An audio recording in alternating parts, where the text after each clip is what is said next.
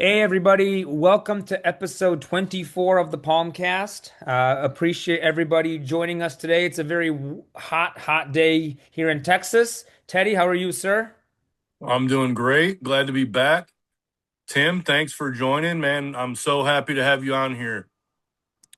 Um, Pleasure to be here. Before we get to the interview, let's plug the Southeastern Palm Society. It is a group focused on gathering and sharing information on growing palms and other interesting plants in the Southeast. Since 1992, the Southeastern Palm Society has held meetings in outstanding public and private gardens and has become a trusted source of information on palm cultivation north of Florida. Membership is open to all, even people in Florida and all over Tennessee, Texas, Wisconsin, all good. But yeah, busy here, hot. We had a weird cold spell. Not cold, I would say, but I mean, I woke up and it was in the 60s, Really? which it's been in like the 80s every day when I walk out of my house. Yeah. And then we were like super foggy, got a little bit of rain, like no sun for the past 2 days. I think we're in like the 80s right now. So I don't know. Really weird. It's supposed to be like 97 again next week. So Man, what what I where's your temps at, Tom? I'll show you. How about I show you, Teddy? Just because, All right. Tim, you made a comment earlier about how it was hot. How's this? So That's let's talk crazy. about hot, boys. We haven't had any rain probably in 2 or 3 weeks. So it's a little bit warm, as you can tell. But Teddy, we've talked about this. Um, I've seen my sables really start to kick into gear, even though it hasn't rained all that much. Even the ones out in the yard that aren't getting active overhead irrigation, or I'm not watering them. I'm seeing just even stuff in the greenhouse, man. Like for whatever reason, over 100, consistent over 100, and nights we don't get up under like 80. Yeah. Just things start to really grow really quickly. So it's been hot, man. But they say that there's a cool turn coming first week of August. We'll be back in the 90s, 95, 97. It's cool in the 90s, he said. It's hilarious. We had a cold spell on Friday of this week. It was the first time in like 7 or 8 days that it didn't get over 100. So it's weird because when you walk outside and it's only 97, and you walk outside and go, man, it feels good out here. Oh It's a very man. strange feel. It's a strange Dude, you're feeling. like Jeff Anderson, dude. You're in the damn basically Hades basement over there. Hot as hell. Pretty much, What man. what about you, Tim? What's your temps like in the summer? Yeah, let me show you here quick. I'll just share my screen. So we're looking at mid 90s today, low 90s tomorrow, then falling off into the low to mid 80s the rest of the week. And then I heard it's supposed to be back in maybe into the low 90s the following week. So um typically our summers are mid 80s during the day, mid 60s at night. It's been a hot one this year. The July is running about 5 degrees above normal, and we've had, probably almost 10 days in the 90s so far, with the highest being 99. So That's not bad. we've had a couple nights that didn't get below 80. So it's been a warm one, very good growth. And other than that, some summers we can, like you said, that cool spell, we can have days stuck in the 60s with rain in July, which is not ideal, but it happens from time to time. It's funny, man, because I lived about an hour. So I grew up in the Chicagoland area, and Hmm. I moved down here 6.5 years ago. So I lived about an hour and a half south of Milwaukee. So I Hmm. know where you are. I know the climate pretty well, all Yep. too well, unfortunately. So I'm glad to be south.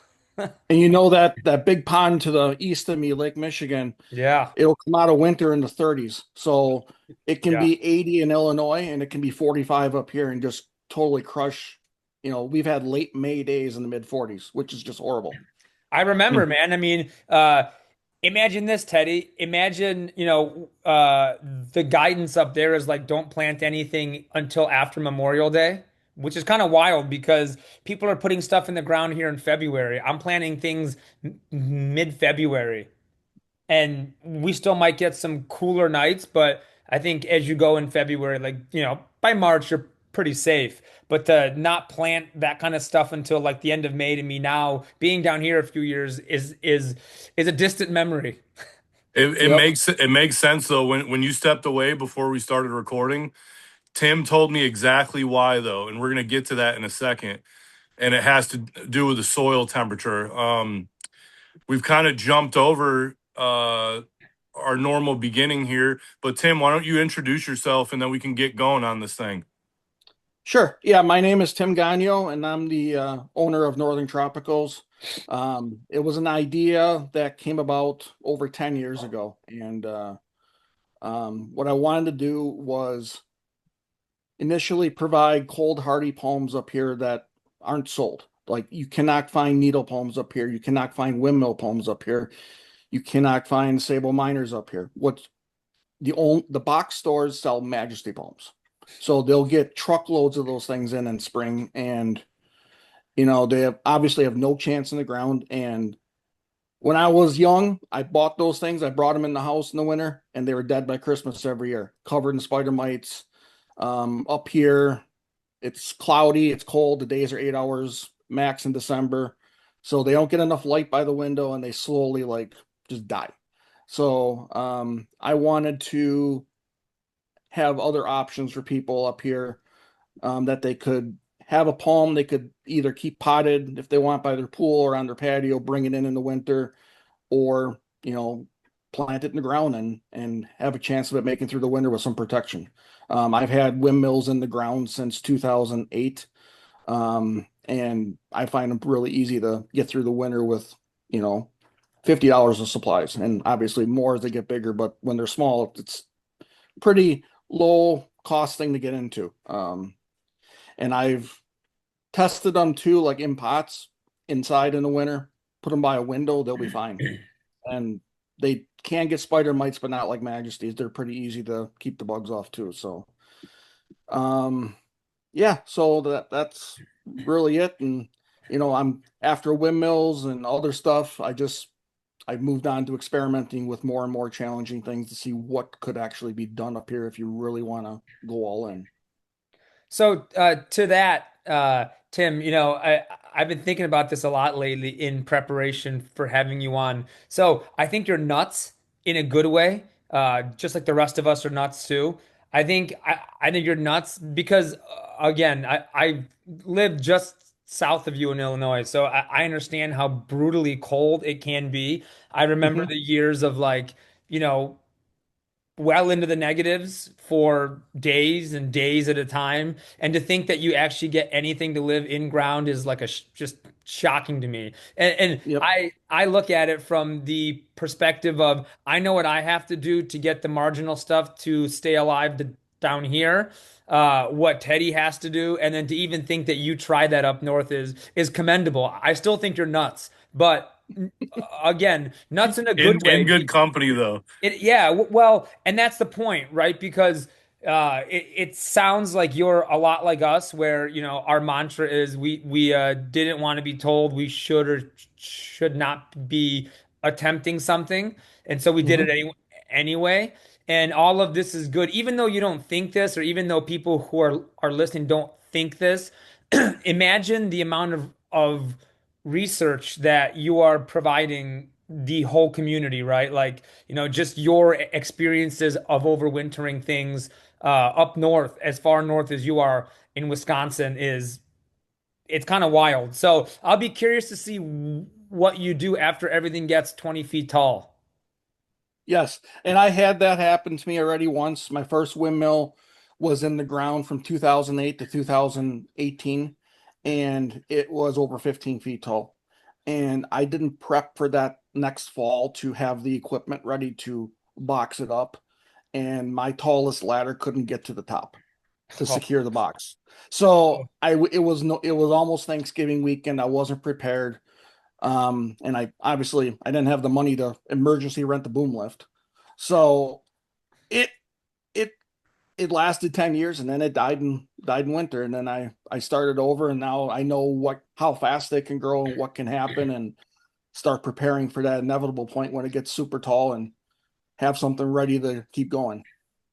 See, two times you've now said the word preparation. I think for a lot of people who are attempting what you're doing, a very important part of what you're doing is looking ahead, right? Because I plant stuff, and if anybody watched the episode last week where I walked through my yard, you'll see that I didn't prepare for a whole lot of anything. I just planted hundreds of sables. And it kind of worked out in the end. But I don't have to, I don't have the cold weather as much as you do. So there's a lot of preparation, and I commend you for all the hard work you do, all the research, all the lumps you take, and all the losses and stuff like that. But you're learning, and all of us are learning with you, man. So thank you. Of course. Where are you exactly? I'm in Saukville, Wisconsin. So I'm about 25 minutes north of Milwaukee, about 4 miles in from Lake Michigan. Okay, okay. So I'm right, and that is one thing too I've noticed helps is I don't get my first frost until November most years because the lake is warm and in the fall and just to my west, they'll get frost in early October or freezes. And I'll skirt by like we'll have nights in the 30s, 36, 37. And until we get that first real cold November push that takes away any moderation ability of the lake, we won't fall below freezing. So I'm able to keep stuff in the ground pretty late. I can keep my Sylvester unprotected until mid-November most years. Um, and then it also kind of helps in the spring because our last frost is usually around April 20th, April 25th. We'll still have cold days after that, but inland more, we'll get frost in the May most years. So I kind of gain, 15, 20 days of without frost every year, which is kind of nice here. Oh, that's fantastic. Any amount helps, man. Um, yeah, I know me and Tom always compare and like my bananas, I can't remember exactly when, but they got knocked back and Tom had an even less cold hardy banana, like your ice cream, I think it was. Yeah. And that was still going for like a month and a half after mine got knocked back. Any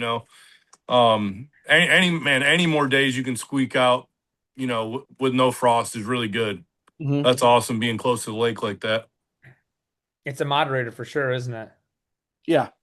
Yeah. It definitely helps more so in the fall than the spring. Like I said, then, it can be a detriment in the spring when you want to get things going and, like out to the west, where Madison is, Madison, Wisconsin, Oh there'll yeah. be, there'll be 75 degrees and we'll be 48, 49 degrees on an early May day. It's just Ooh. it's crazy. What you guys tell me, did we want to get into the PowerPoint or did you want to talk more about like some of your methods first? What do you think, Tom? Um, I'll leave it to Tim. Like I let you structure how you want, my man. I think getting into the PowerPoint, we can then, walk through, I got it pretty well laid out and we can walk through and talk about what's on the slide and, you know, move on or talk more is however we want. Sure. Let's do it. Oh, Teddy, as Tim's getting stuff queued up, I just wanted to make the comment for everybody out there listening. It sounds like we have people who are listening now all across the world, even as far away as Australia, Chile, I saw a lot of folks in the UK and Germany and stuff like that. So for everybody who's out there, that you're not in our climate zone or even in our country, we're happy to have you listening, and it's great to hear things actually growing as they are. No, for sure. And it's It's wild. great reason why Tim is on. Like, another palm enthusiast. Anybody's welcome here, but somebody that has to go through the trouble that you do, Tim. Man, what a wealth of knowledge you're gonna share for the zone pushing community here. Yes, thank you. Can you see my screen? Is the slide on the whole screen? It's in presenter mode. So if you swap it over,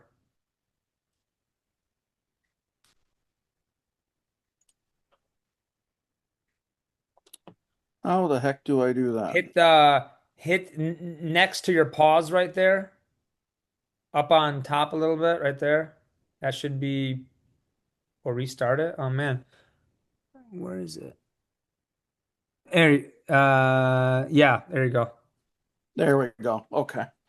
I was like, what's going on here? I never saw that screen before. All right.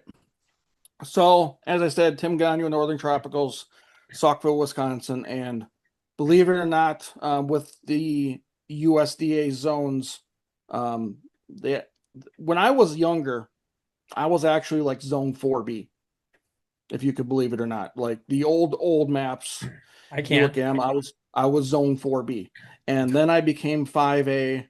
And now with the latest update, I'm right on the edge of 5B, 6A. Like if I walk out my back door and head east about 2 blocks, I'll be in 6A if you look at the zoom in map. So it's pretty crazy. And I think, that's the increased moderating effect of Lake Michigan and whatnot, because places to my west, they've gone up, but not so much. Um, so this was the beginning. This is back July 2008. This is the first windmill palm I ever put in the ground. Um, Who'd you get it so from, that by the way? Did you I grow it got. yourself? Do you remember a seller back in the day? I don't know, called Collector Palms. Oh yeah. Oh yeah. Oh yeah. So back then, I ordered this from him, and I think he would grow stuff in more shade, because when this thing started growing, it started putting out shorter and stouter fronds at first. It kind of looked a little interesting for the first 6 months, and then it started taking its shape of where it was. So very, very vigorous, healthy palm. Yeah, so that's where I got my first one from. I was not growing from seed or anything back then. I was, a year or two prior to this, I had gotten into bananas and I wanted to push further with palms after reading what I could, find online. I don't know if you guys remember it was like a text-based group, the Hardy Palm and Subtropical Board. Oh yeah. I was a member of that way back when. It's still around. It's just not doing a whole lot these days. Yeah, it kind of, I stopped coming when all of a sudden like everybody disappeared. It was Yeah. like one post every so often or whatever. So then this, Hey, can I uh, ask you a question? When you yeah, when you planted that, did your neighbors think that you were insane? oh Like, yeah, did people oh yeah, tell you like, "What are you doing? Is that fake?" yeah. I had people would stop and be like, "What are you doing? You can't grow that here," like, and that kind of stuff. Like it's not going to work and all that kind of stuff. Like, yeah, it's now, I still get some of that, but people kind of, my house is kind of like known around town, if that makes sense. Yeah. Like I'll be out and about and they'll be like, "You're the palm tree guy, aren't you?" That's cool. Yep, that is cool. So nine winters later, um, Wow. Dude, that's insane. this Seriously. was the palm pushing up over the roof.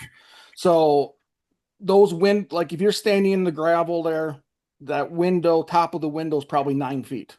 Um, up, and then it's another, like I said, I estimated it was about 14, 15 feet to tip of the fronds. um And so you boxed it up, what you said, in November, and then you take it off when? in Easterish? March in In March. March.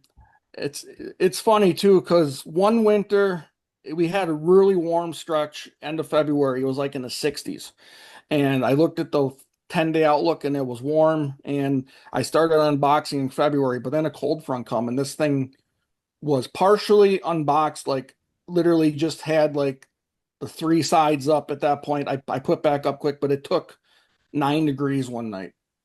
And that in early March one year. It was a couple years before this picture was taken. So yeah, usually in November I start watching the forecast and I box up either when we start getting consistent teens at night or we're not going to get above freezing. I find being on that brick wall, if we get above freezing the next day, it can Oh take yeah. some serious cold at night. Oh yeah. And then Yeah. same thing in March, I start looking at the forecast And I know once we get past like March 20th, the chance of getting anything crazy is pretty much zero. So I've had it, like I said, end of February was the earliest I started unboxing it. The latest was probably March 20th. And my boxing method is a 2x2 frame. So I just buy 2x4s from Home Depot and I cut them into 2x2s and I make 4 panels. And then I put I wrap plastic, the clear plastic around each of those panels. So it gives it like an insulate air gap in between. And then I screw the panels together around the palm. And then on the outside, I attach 1.5 inch foam insulation, like the pink Panther or whatever from Home Depot. I just use screws and washers to attach it. And then I know a lot of people don't do this, but I've always done it. And I leave like a 2 foot section of the south open for sun to get in. Like I know like people say it goes semi-dormant, doesn't need light, but I've never wanted to take that chance, and I've always just let light come in through the south, through the plastic.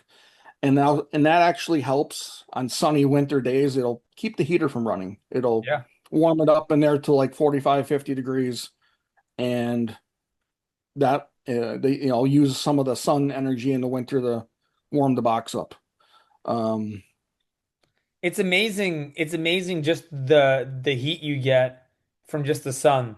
Because mhm. I know that from like my greenhouse when we get our coldest here over the winter time, having that guy up is it could be 21 outside and it's still over 60 or 70 in there because it's just trapping all that sun Yep, energy. yep.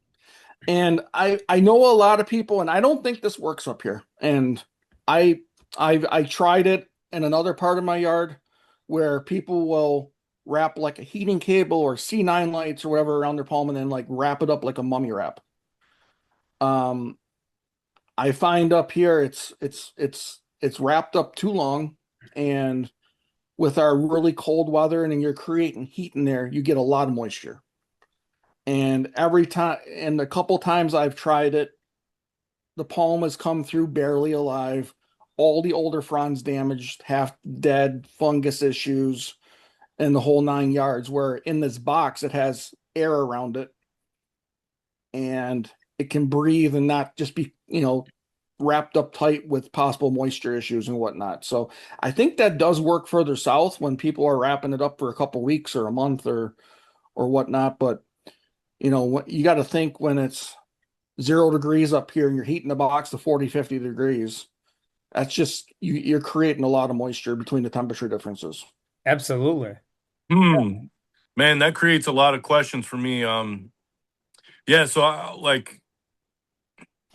here, let's start here. So I guess looking at that full size windmill right there, my first, you know, comment is, holy crap, you obviously have it figured out because it looks that healthy and you got it this big, you know? Hmm. But obviously you had it figured out the first winter also. What did you do when it was first planted? The same thing? Use a I box? just I just went in with the box method and I figured and I built from year one. I built like the first winter I took an 8 foot 2x4, cut it in half, built a 4 foot tall box. Yeah. The palm was only like 2 feet tall. And what I do then is I just build 4 foot sections as it gets bigger. So when it's too big for the 4 foot box, I build another 4 foot section, secure those together, make an 8 foot tall box, yada yada yada. Like this one was um a 12 foot tall box was on this one the winter before.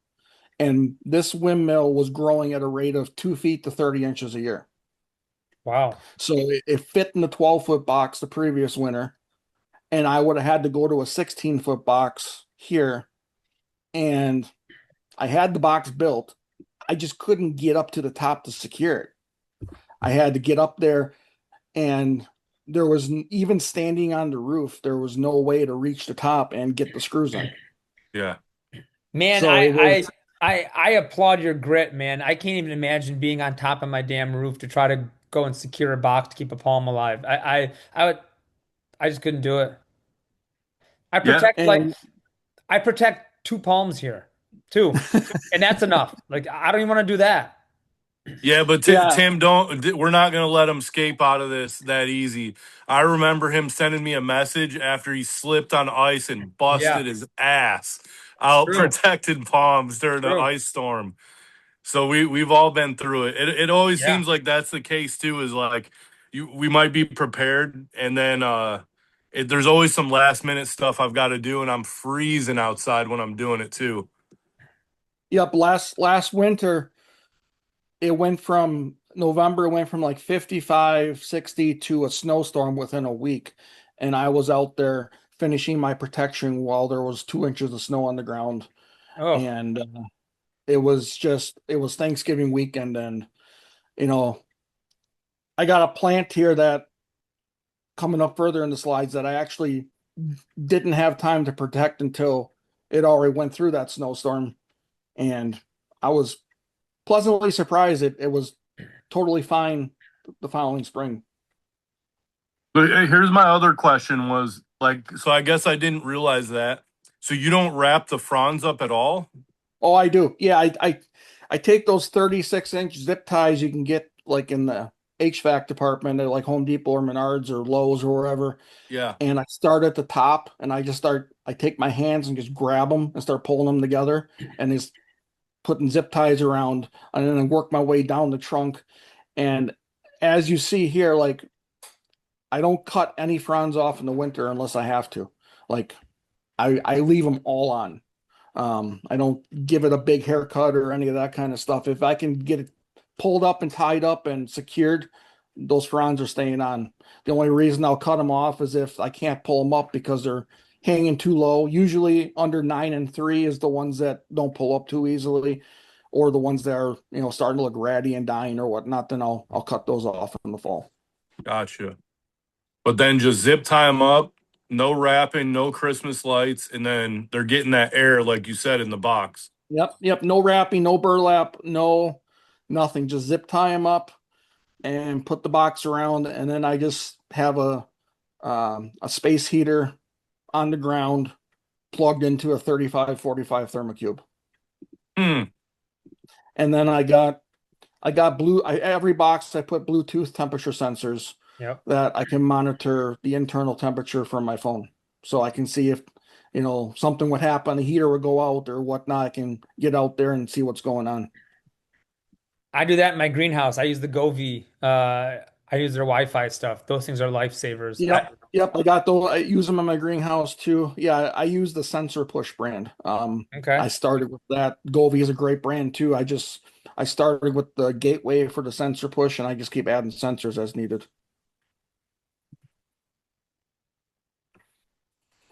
Wow. So we move on to the next one. Yeah. Yeah. So this is all my windmills growing from seed, taken earlier this spring.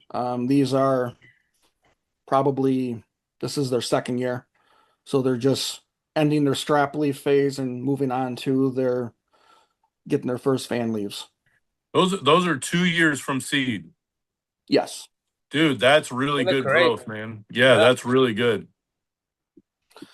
So I start them in a communal pot and I start my seeds in peat moss, 100% peat moss. Peat moss is like I feel like it's a natural antifungal and all that kind of stuff.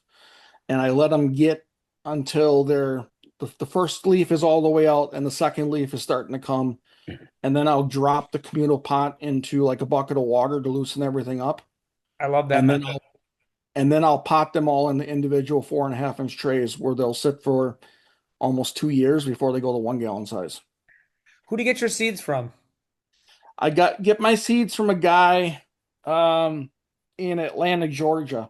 Okay. He's got he has seeds for sale every year and I on eBay and I've been getting them from the start and I just, every spring I order a bunch of seeds from him and it's really good germination rate. I don't remember his name offhand. I only order like once a year and I go back to my previous order and just Buy clear, again. buy again. Yeah. So and I figure, well, he's in Georgia. That's up there, so they do see some cold, not crazy cold, but they're not, growing in a complete warm environment.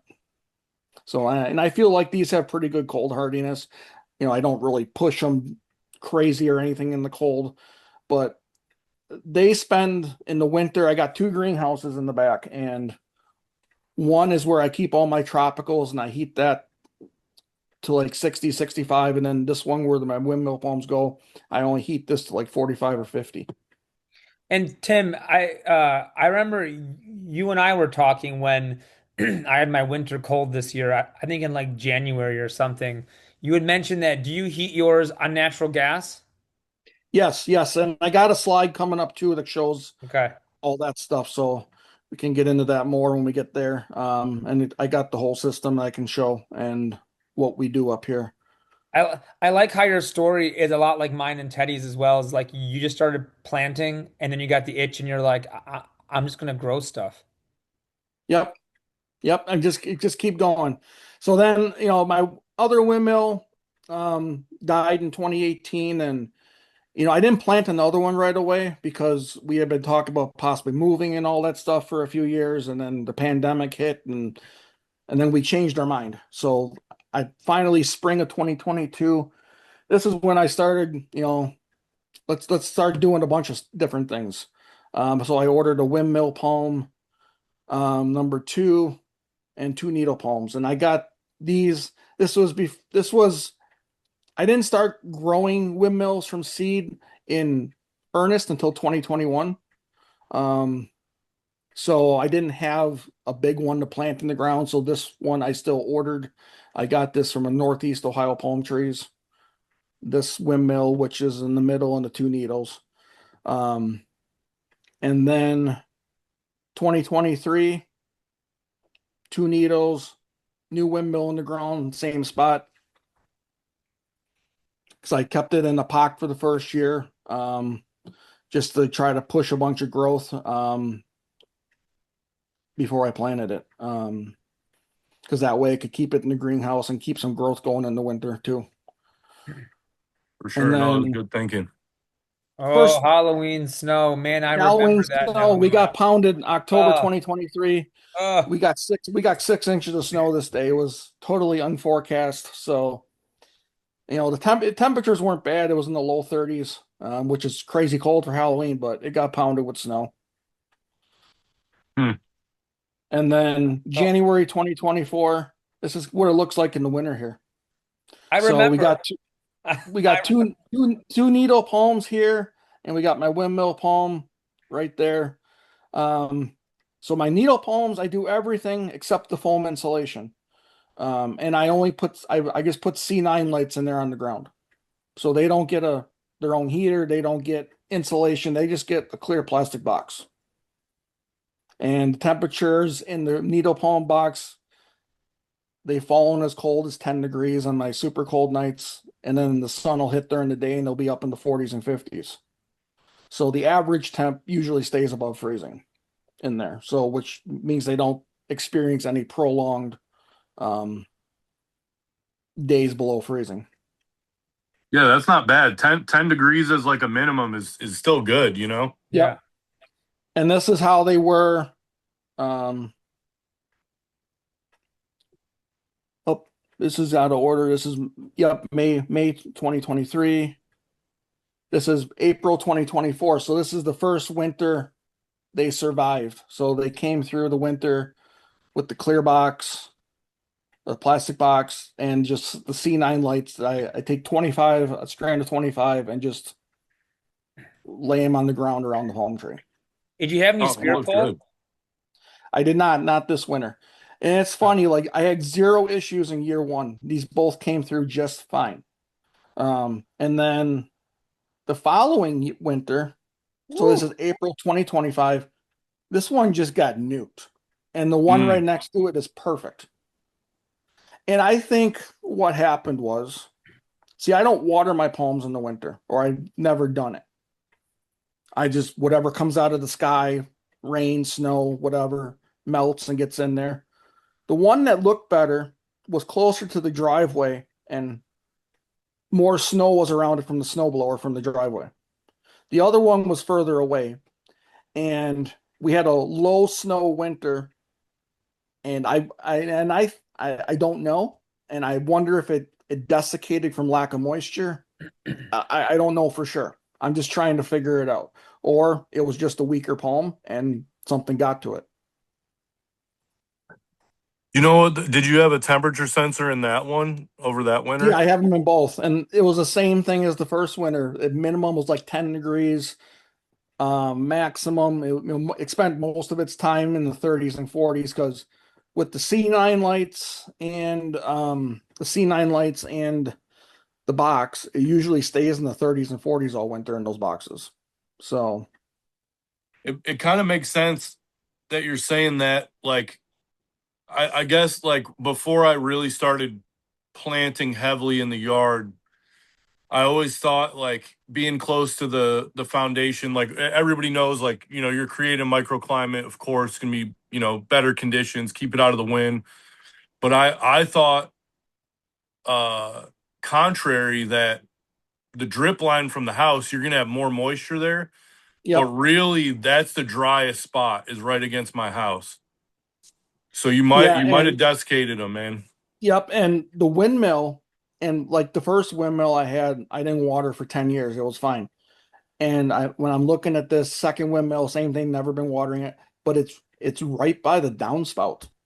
So I think that helps because all the water off the roof is draining right by it. So you would think too, with it being right by the downspout, that would hurt it. It doesn't seem to, Hmm. which is interesting. Even in the winter, if I got a foot of snow on my roof and that downspout's dripping all day because it's melting, that windmill's getting like constant moisture until that melts and dries off. But yeah, I think it was desiccation. And last winter, as a matter of course, I started giving these a little water each every couple weeks just to be safe. Like not a lot, but I would give them a little bit, and just to make sure. It wouldn't be a desiccation issue. But this one, the main crown died, but one of the suckers survived, and that's what's still growing today. Like it's getting some decent size to it. I didn't dig it up. Um, I think let's see if I got a slide of that. You can see I trimmed it back, and there was a sucker on the back here that one was in the front, one was in the back. The one in the front eventually stopped growing, but the one in the back's getting some really good size to it this year. I think I might have a slide of that coming up. Um, yeah, here it is, July 2026. So that's the original one on the left.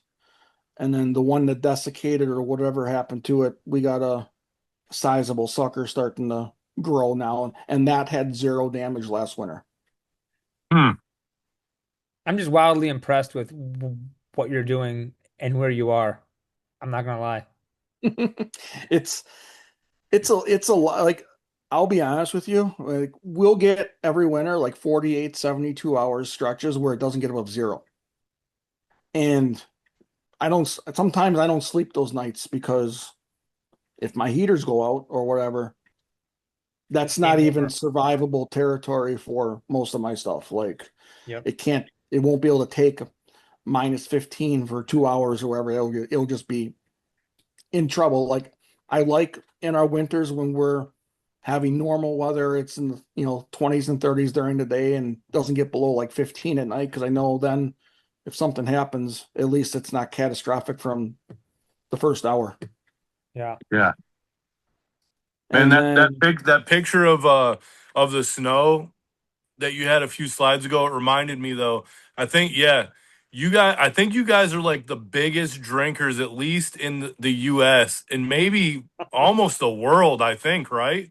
there's not And I much else to do in the winter unless you like skiing or ice fishing, but then ice fishing always comes with drinking too. So Yep. yep. This is how it looks for like probably 60 days of winter. Like and actually like the last couple years we've had a lot more melting and periods of snow-free time in winter than I can ever remember. So something is changing up here to the point where when I was a kid, it would look like this from Thanksgiving to like March.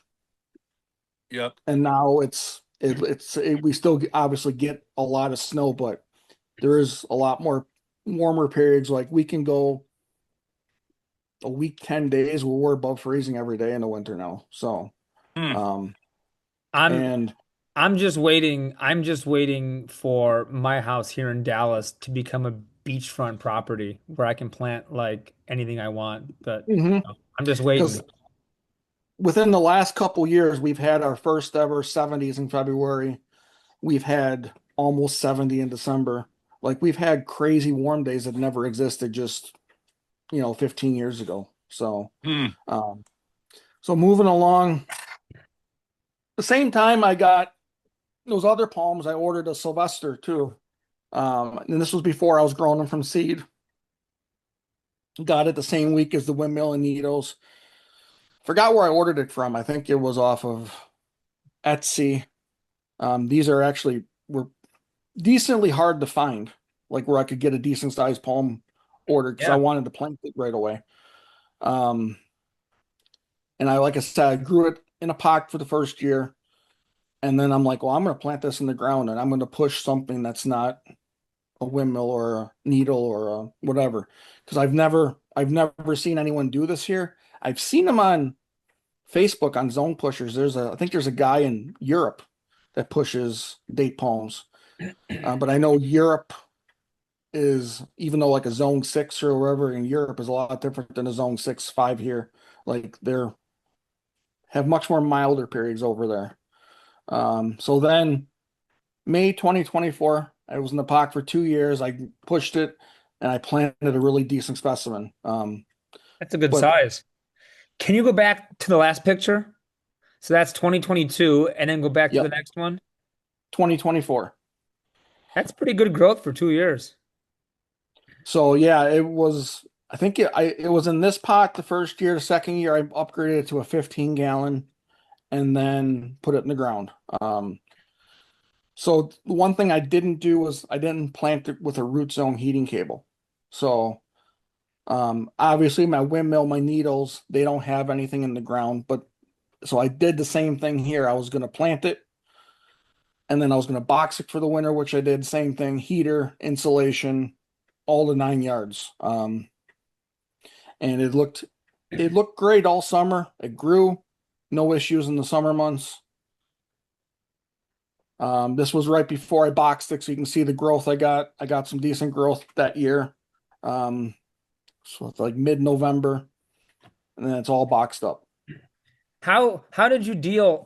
I asked this question with all the love and sincerity that I possibly can. How did you deal with all the spikes on your Phoenix? Because I have a Canariensis and a Theophrasti in pots, and I look at that thing. It's gonna go to my ranch. I look at it every day, and I'm just like, man, I gotta wear like chainmail as I'm trying to I, actually do anything with that damn thing. I wear welding gloves when I handle it. So That answers the I, question. I got heavy-duty welding gloves, and then it becomes a two-person job to I did the same thing. I pulled all the fronds up with zip ties. So I go in there with the welding gloves and then have my wife put the zip tie around. And start at the top, work your way down, kind of thing. Yeah. Bless So her yeah, heart. I and That's I and I have gotten stabbed by this a couple times getting in there. So, and I think there's something too in when they stab you. Like it doesn't it gets inflamed too, I noticed. Like your skin, like it's almost like there's something on the tips of these that causes a reaction in the skin. Hmm. It's kind of interesting. Like it doesn't just like it'll like it'll like get bigger than the poke and it'll hurt for a couple days. It's really interesting. I found that out. I mean, maybe I'm just sensitive to getting poked by these things. I don't know. interesting. Um, and here we are, April 2025. As you can see, not good. Um, No, that hurts. the box the box never went below freezing. It was the coldest in there was 35, but then it would be, that's when the thermal cube would kick in and it spent most of its time, around 40 degrees. Sunshine would come out, it would be up to 50. So it wasn't, the ground inside wasn't frozen at any time in the winter. And And and I know, are you attributing a lot of this to the ground being frozen? I don't, I can't tell for sure if the cold went down the outside of the box and then in.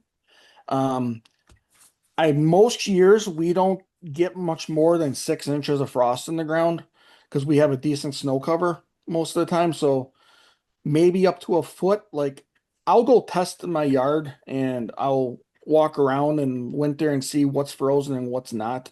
And we do freeze pretty decently, but also there's a lot of times when I can still push things into the ground, even in the middle of winter. So what I think happened was these palms don't go dormant. Yeah. So it was trying to up, and here's the thing, it looked fine. I would check in the box. It was green all the way into February. And February is when I started noticing things were looking weird. And then by the time I unboxed it, the only green I could find was the spear. It's hard to see here, but the newest spear was still green and it did not pull. Um, what I think happened was as the soil temperature dropped, it ultimately got into the 30s, like the box temperature or whatnot. And I don't think the palm could pull up moisture. So I think the soil was too cold and it could not get moisture uptake. And I think it desiccated because the spear didn't pull. And I noticed the damage happening from the oldest fronds towards the newest fronds. Like it started with the oldest ones and then worked its way towards the spear. Hmm. Hey, Teddy, Um, do you remember 2 winters ago when um I had all those Brazorienses that I had to move into the garage on the shelves that one year as I Yeah. was trying to get my greenhouse up and running. I think you had the same problem, but prolong and only certain sable species I've noticed, not all of them, um, prolonged cold, not cold, cool, lack of sunlight, cool, and then wet in the roots. Like that combination of the three is just a disaster. And actually, it's funny because I was just in the greenhouse and I was moving around all my new Brazorienses of the same species, and I saw the old ones that are there from like 2 years ago, and they're still like the older leaves are still brown. They're trying to grow new green leaves, but man, it's like whatever happened, they just don't want to grow out of it. mhm. So yeah, I gave this a couple weeks. Like I marked the spear, um, gave it a couple weeks because I wasn't going to plant a new one until like almost the end of May anyway, and it wasn't moving. And still at the end of May, the spear wouldn't pull. Nothing would pull. Like I yanked on it, it wasn't growing. It was green. So I think there was something going on in the root zone too, where I think we lost a ton of roots that died from the cold. And it didn't have enough. I think eventually it would have died.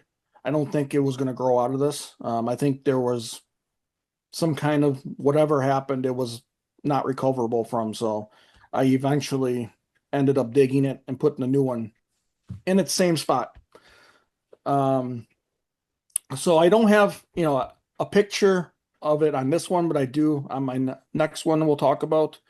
When I plant, this is one I grew from seed myself, and it was in a 3 gallon pot, and it's obviously way smaller than I wanted the plant there, but it's what I had available, and I was going to see, well, maybe too, if I start smaller in the ground and whatnot, and don't have such like a 15-gallon root bound plant going in the ground up here, maybe that'll be actually be better for it.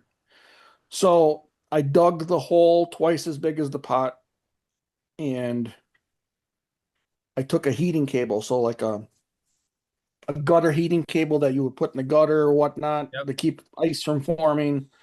It's not for plants. It's waterproof. Um, because I think they got heating cables for plants, but they don't put out a lot of heat from what I saw. This cable I put in was 25 feet long, 8 watts per foot. And what I did is just coiled it around the planting hole, and I took landscape staples and pushed in to secure it to the side of the planting hole. And like I said, I dug it twice as big, so the root ball of this palm would not be touching the cables, but the heat would find its way to where it needed to be. And then I just took a temperature with a probe, a ground probe, and put that down 8 inches into the soil. And what I do is for the summer, I have it set at 75. So right away, when I planted this, up here in May, we'll be having nice days, but the ground is still 50 degrees. And we'll talk about that too later when we get to my tropical bed and whatnot on why I started there with a heating cable. And now I'm like, well, let's try it here. So when winter came, same box, same heater, same method, but I turned the heating cable to 50. So the root zone wasn't going to get in the 30s and stay there anymore. It was going to stay 50. And I checked it throughout the winter and I didn't notice any issues. I'm like, at first I'm like, it's going to probably die again. Who knows? But let's try it. And when we got to February, the same time that the other one was showing like we're heading downhill, I didn't see that. And then we got the spring of this year, or here it is November. So that's how much growth we got right before I boxed it up. So it got some good size.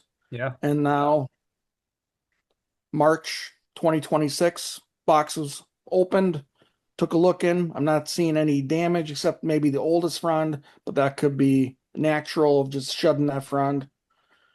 And then that was as of a couple days ago. Dude, that's fantastic. That's So wild. it's more than doubled in size. Um, Now I'm considering this proof you can get a zone 9 palm to survive up here in the ground. And this isn't by a house foundation. This is out by the edge of my yard by the sidewalk. So there's no extra help from a foundation, no extra help from any wall. It's just out in the middle of the yard. That heating cable, I mean, obviously is the only thing you changed in the experiment. Man, who would have ever thought? I've heard Now, people doing it before, but yeah, man, you the problem explaining though is, how you coiled it around and landscape stapled it in there makes a lot of sense. yep, it's like a coil, and I'm assuming by now the root ball has grown through the cable outward, That was my and question. I'm assuming it because the cable turns. I got it on my phone too, where I can watch it, and I'm assuming as it turns on and off, gets hot, cools off. My hope was the roots would naturally find where they're supposed to grow to not get burned. Where it'd be, because the cable I think gets to 120 degrees when it's on. Um, so with it being buried in soil, I don't know how far that stays really hot away from the cable. But I'm assuming the roots found out where they need to go and where the sensor is. When it hits 75 in the summer, it turns off and then turns back on at like 73. So it kind of cycles back and forth. And then in the winter, like I said, I have it set at 50. And yeah, I know eventually, who knows, the cable might stop working, right? And at that point, I don't know Yeah. what I'll do because I obviously can't bury a new one at that point without really disturbing the palm or doing something to the root zone. Yeah. So I'd have to come up with some kind of top-down method then to try to make sure that ground doesn't get super cold in the winter. Or maybe trench one in really wide, you know? Yeah, I thought of that too. Like if it goes out, trench one in 2 feet away from the palm and go all the way around. Yeah. And then do a couple layers like that. I'll end up doing something if it goes out. Hopefully it doesn't. So, um, Have you ever thought as it grows and as its root zone increases, it's going to grow well out of the way of the heating cable. Do you think that's going to hold it back at some point? So it's only going to it'd be interesting if the palm only put out so many roots that it stayed a certain height or a certain size based upon how much heat it has, right? Because it can only go so far before it gets back into frozen territory. But yep, maybe that's where you can preemptively start to put, 2 feet out from where you have the root ball now, 2 or 3 feet, yep, out, start to trench it and get ready now because its roots probably aren't out there yet, but you can be ready for it. That may not be yeah. a bad idea. I wonder what would happen because like right now, I think the cable is like a 20. The hole I dug was like 20 some inches in diameter. So the cable is 10 inches out from the center of the palm at this point, all the way around. Okay. Yeah, 20-inch hole. Um, and I don't know, like if you would put this in a planter, a big planter, like somewhere in the city or whatnot, it could get pretty big in a 20-inch planter. It sure can. Um, Yeah. so I don't know. I think I'm gonna leave it as is for this winter again and see what happens again next year, and then like maybe approach expanding that if I still get good growth or whatnot next year. I don't know. This is all wild, wild west territory for me. So um, we It's Which have is all no of it. cool and idea. exciting too, though. Yeah. Yeah, it's very exciting. We have no idea what we're doing, but right now it's working. So um, very, very happy with that. So If it what do ain't we broke, got? don't fix it. Exactly. But it's a cool hobby, you know what I mean? Like, there's me and Tom joke about this all the time. There's way worse ones, like you spending your time and energy, on drugs. You know what I mean? Yep. And instead doing something cool and getting to share all this info with everybody else watching too is really good. Hmm. So last year, one of my Phoenix that came up variegated, which was really, really exciting. So I've never, I know, I guess it's a 1 in 10,000 event from what I Googled. Who do you get your So seeds from? I get my seeds from a guy in Europe. Um, I bought from Hmm. him every year. It's off of eBay. Forgot his Is name.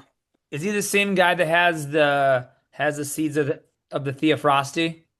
I think it might be, yes. That's funny. He's got a whole bunch of different fees. Every seed supplier I've tried from US, the seeds have never come up, which is interesting. Like they've never germinated. So, um, and I find Phoenix a really easy species to germinate. Like if they're Yeah. good seeds, Oh yeah. almost all of them come up. So I kept getting batches where nothing came up, and it was quite frustrating. So yeah, I had this one variegated palm. I thought at first when it was in the strap leaf phase, I thought it was damaged. Like I thought the leaf was damaged, and I'm like, what's going on here? Because it's not like white, it's like a yellowish color. And then I just kept growing it, and I grew it up to a 3 gallon, and now it kept its variegation. Every so many leaves or every so many fronds will have a patch like this where it's got the variegation. I ended up actually selling this to someone that really wanted it, so I knew it would have better long-term success somewhere else than here in Wisconsin. So I no longer have it, but it was cool to have while I did. For sure. Unlike me, it sounds like you aren't a hoarder and you sell things, so that's cool. I wanted to keep it. I wanted it so bad, but I'm like, if this thing gets to like 15-gallon size, I won't be able to ship it anymore. And What does that I'd mean? rather and the people, local people up here wouldn't appreciate it the way someone that's really into this does. No. True. So next one. Same year I got a Bismarck palm. I've always wanted to grow these. So I finally ordered one, and I kept it in a pot too until. And that's the thing. I don't know what I'm doing up here, but these things grow way too fast for me. Like I think I'm fertilizing things too much or whatnot. They don't stay in pots long. Um, So 2 years in the pot had it, and it was up to a 15 gallon again. And getting pots up here that are bigger than 15 gallons, they don't really, they're hard to get. So, and then it becomes a pain to move too. So I ended up same thing. I planted it in the ground, and it got no heating cable, just like the other one. No, it did get a heating cable. I'm sorry. I put a heating cable in this one, just like my Phoenix that I did in 2025. I'm like, this is gonna work. Um, and it looked same thing, box 3545 thermal cube, and I set the heating cable to 50. And it's by the house. I'm ready to go, ready to have it survive. And now you can see the heating cable, how I did it. So it's just coiled around the hole all the way down. And um, can you zoom on this at all? Or If you pinch zoom, I don't know if you have a Mac or not, but there's also probably a zoom. There you go. Well, maybe not. Oh, there we go. yep. So you can see the staples. I just dug the hole and I just wrapped the coil around, pushed the staples in, and then I planted the palm. That's wild. So I think you're gonna, when you get to your tropical bed, we're gonna talk more about it. But I don't want to lose this thought. So Tim is saying that he measured his soil temperature in the summer and it was still like 50 degrees. Is that right? Is that what you said, Memorial Tim? Day weekend, yeah. When I usually plant my tropical bed, right around Memorial Day weekend or maybe the weekend before, because I don't want it to see any of those days in the 40s that we can sometimes get like a surprise. Yeah. And it usually takes until Memorial Day to get rid of that garbage weather for good. And um, when I check the soil every year I plant, and it's almost always like 50, 52, 55 degrees max. Crazy. And that's after having days in the 80s in May and all that kind of stuff to go with it. It's just the soil is like a battery, and it's holding that cold from winter well into summer. Um, and obviously the plants up here are adapting for it. Everything's green by May and all that stuff, but the soil, it's not ready for tropicals. Hmm. And if I plant bananas and all that stuff, they'll sit through the entire month of June and barely grow on their own. Like it takes until July. Luckily this year we had a couple heat waves, and I measured the soil temperature last week, and it was 80. So, it's up there now, but it takes all the way to July to get it going there. And the heat cable, and we can talk about the tropical bed later and how I do that one, but that is the ticket to getting good June growth on the bananas and the cannas and all that stuff that's in that bed. Hmm. So yeah, I had the heating cable on in here, and this was November, right before boxing, and it put out 2, 3 fronds. That's the last summer. It was growing good. I didn't see any issues of going in the winter if it was going to struggle or whatnot, and then boxed up the same way as my other methods, other palm trees. So heating cables in, and got the window, I got the opening for the sun to get in, all the same stuff. And it was looking good through February. I was looking in there every couple weeks. Color was there, everything was good, and then it just crashed. So you can see January 2026, it still looked like this. Yeah, that's solid in January. That looks good. Yeah. So there's a little bit down here was Yeah. like darker. I don't know if that's the lighting of the camera. And It's you on the can edges see, too. yep, you see the moisture inside these boxes, all Yeah. the water on the outside. So if you mummy wrap, like I was saying before, if you mummy wrap the palms, even the windmill, you're going to have all that moisture just constantly on the fronds, because it's the temperature difference between the winter up here and the warm box, it's just constantly condensating. And Yeah. you can kind of see straight down here where my cursor is, that's the heater. So it's sitting there. That's plugged into the thermal cube. So yeah, it was looking fine. And then That unboxed. moisture, that moisture on those fronds is ultimately long term is not going to be great. No, no, and most of them Not in didn't the have. cold too. Yep, most of them didn't have any moisture on or weren't contacting the plastic. And like I said, it looked great until February and then Woo. spring.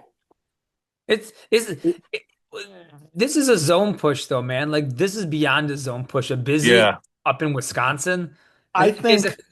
think I think it couldn't handle prolonged temperatures between 45 and 50. I don't think they have that in Madagascar. Pretty sure. No. Yeah. So even though I kept the root zone at 50 and I Yeah. kept the box in the 40s, it couldn't do it long term because these will survive down to like upper 20s just fine.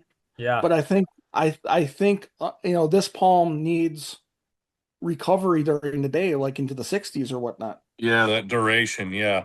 Yeah. I think the duration killed it. Like if I had a 1 month winter and I boxed it up like that and got it, and it was like that for a month, I think it Yeah. would have made it.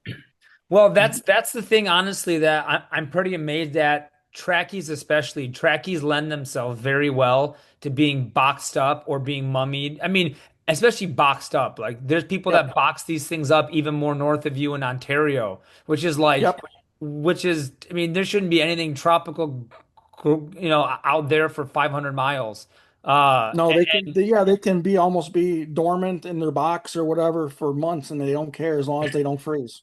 Well, and for me, they go dormant in the summertime. Like right now, my trackies stopped growing about a month ago, and they'll kick back Wow. on again in October. It's just too hot. They don't do anything. Yeah.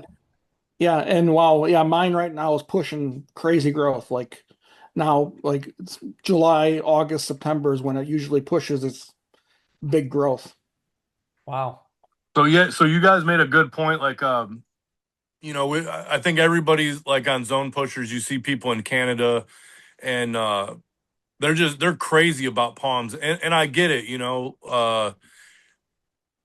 Because even here in Tennessee, like we get hot and all that stuff, but I think palms are like that reminder of somewhere that's better like being closer to the beach or more tropical, warm or something like that. So like I get it, but the two species you always see people in Canada growing are windmills and Washingtonia, Ugh. and the people have really good luck with Washingtonia as well. So this ties into what I wanted to say to you, Tim. You're doing really good work doing this. It sucks killing plants and it hurts, but finding out other species that are going to work for people, you're Mhm. you're doing seriously good work, and you might be onto something with that phoenix. Seriously. Yeah. I, So Bismarck will not be tried again. I actually have, well, 10 of them, well, maybe eight that I grew from seed. They're in 1 gallon pots right now. Yeah. And the Bismarck does fine in the greenhouse. I said, the greenhouse, I heat to 60 degrees. It gets even in the winter, it'll get up to 80 degrees in there on sunny days. And they were fine in there. It's just this was not working for it. Um, so it's not a light issue. I thought, well, could it be a light issue where we're having only 8 hour days in the winter? It's overcast for a week or 10 days straight. Is it just like succumbing to lack of light? I'm like, no, because I got them in my greenhouse and they're surviving in there, and it's the same light conditions. It's just warmer. Whereas I'm on coconut palm number 3 now, and the first two I lost in February because of the overcast days. Like I kept it 75 degrees, I kept it warm, but it didn't have enough light to make it through the winter. Like it's starved. Whereas the one I have now, it lives outside Memorial Day to middle of September, and then in the greenhouse, I put it in the greenhouse under grow lights. So it's outside in the greenhouse. I got extra grow lights, and it's made it through 3 winters now. So Hmm. um, it's just crazy. So next one up, Oh, Got this one the same time. I love this Sabal one. palmetto. Um, and I had no plan for this. I just ordered it because I'm trying everything. Like it was gonna go on the ground somewhere once it got size. Um, lived in the greenhouse 4 winters. And then this was April 2026 in a 15-gallon, almost 20-gallon pot. That's a big Um, size palmetto. so that's how much growth I got in a pot. And then it got to go where the Bismarck was because the Bismarck died. So it was this year I was planting it somewhere in my yard. I just didn't know where. Well, the Bismarck opened up the opportunity to have that spot. So I gave it, I don't think this one would need a heating cable because it's by the house. And as long as I kept if I boxed it and kept it like a windmill, I think it would survive. But I gave it a heating cable for the fact of Sables love heat. And once it hits April and I unbox it, I want to kick the root zone up to 75 degrees and start pushing it. I want to push it through October, and keep the root zone at 75 degrees and just push this thing to get as many fronds as I can out of it because I think, with the cold ground and spring and all that stuff, I probably would only get like maybe 2 fronds in the summer if I didn't heat it. I don't know. But I figure, why not? Let's just do a heating cable. That way I can keep the root zone toasty and get 6 months of warm ground around it to push it. And then that's what it looks like as of a couple days ago. I'll be curious to see how this one does long term. I know less about these boxed up and up north.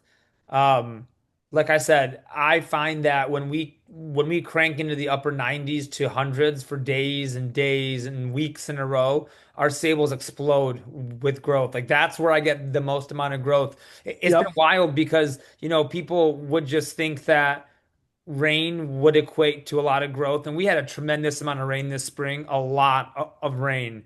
Um, and they grew a bit, but and then all of a sudden, like June, it started to really get warm and the rain kind of turned off.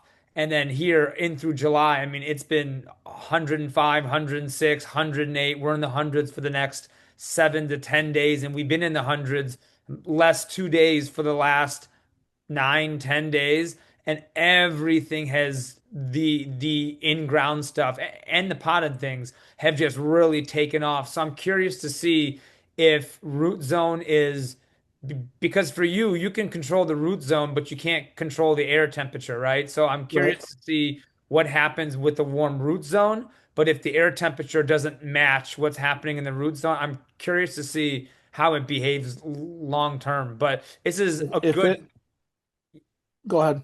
No, I was just gonna say I would as a Sable guy, I hope you don't lose this one. All the other ones, it's a busy, but not the Sable. Don't lose the Sable, not I'm the going to Sable. try Yeah. very hard not to. Like, if this goes the same way as my banana bed, I learned it's the root zone that matters.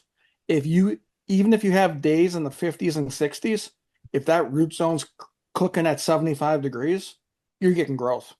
Um, I marked the spear on this one 2 weeks ago with a marker, and in 2 weeks, the spear's pushed 2 feet. Golly. How many leaves have you gotten already this year? Like fully Uh, out, do you think? I think two. That's still I not didn't, bad. You just I planted it, wasn't so that's good. yeah, I wasn't keeping track until I marked it a couple weeks ago. Yeah, yeah. Um, because I wanted to see how it was doing growth wise. I finally got back to it, marked it. And granted, we've also had air temperatures in the mid 90s and whatnot, and the heat cable really hasn't run. The ground temperature has been up almost to near 80 because we're at the best part of our summer right now. So, um, I will be keeping what I'm going to do is keep track this fall as we start cooling down and I keep the root zone warm. We'll see if we can maintain that growth or if it does slow down um, because of the air temperature. Have So you watered it at all?